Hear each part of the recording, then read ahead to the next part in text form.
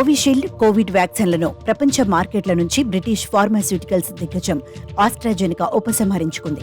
తాము అభివృద్ధి చేసిన కరోనా టీకా వేసుకున్న వారిలో అరుదైన దుష్ప్రభావాలు తలెత్తుతాయని స్వయంగా ఆస్ట్రాజెనికా అంగీకరించినట్టు నివేదికలు వెలువడిన కొద్ది రోజుల్లో ఈ పరిణామం చోటు చేసుకోవడం చర్చనీయాంశంగా మారింది.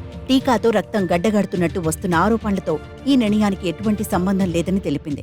ఇది కేవలం యాదృచ్ఛికమేనని వ్యాఖ్యానించింది. ప్రస్తుతం ఈ టీకాను తయారీ, సరఫరా నిలిపివేశామని, మార్కెటింగ్ అనుమతులు కూడా ఉపసంహరించుకున్నట్లు ఆస్ట్రాజెనికా కంపెనీ తెలిపింది. ఆస్ట్రాజెనికా రూపొందించిన కరోనా టీకా విదేశాల్లో వ్యాక్స్జెర్వియా, భారత్లో కోవిషీల్డ్ పేరిట విక్రయిస్తున్నారు. వ్యాక్స్జెర్వియాతో రక్తం గడ్డకట్టి బాధితులు మరణించిన ఉదంతాలు ఇటీవలి బ్రిటన్లో చాలా వెలుగు చూడటంతో బాధితులు న్యాయ పోరాటానికి దిగారు. ఈ టీకా తీసుకుని యూకేలో 80 మందికి పైగా మరణించారని, చాలా మందికి అనారోగ్యాలు తలెత్తినట్లు కేసులు నమోదవుతున్నాయి.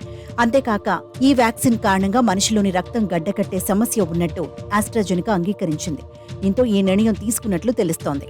ఐరోపా దేశాల్లో టీకా వెనక్కు తీసుకునేందుకు మార్చి 5న సంస్థ దరఖాస్తు చేసుకుంది. దీంతో రీసెంట్గా ఈ ఉపసంహరణ అమల్లోకి వచ్చింది. బ్రిటన్ సహా ఇతర దేశాల్లోనూ త్వరలో టీకా ఉపసంహరణ దరఖాస్తులను కంపెనీ దాఖలు చేయనుంది. ఉపసంహరణ సందర్భంగా ఆస్ట్రాజెనికా కీలక కామెంట్స్ చేసింది. కరోనాను తుదముట్టించడంలో తమ టీకా పాత్రను చూసి గర్వపడుతున్నామని, సంక్షోభం తొలి ఏడాదిలోనే టీకా వినియోగంతో ఏకంగా 65 లక్షల మంది ప్రాణాలు దక్కించుకున్నారని తెలిపింది.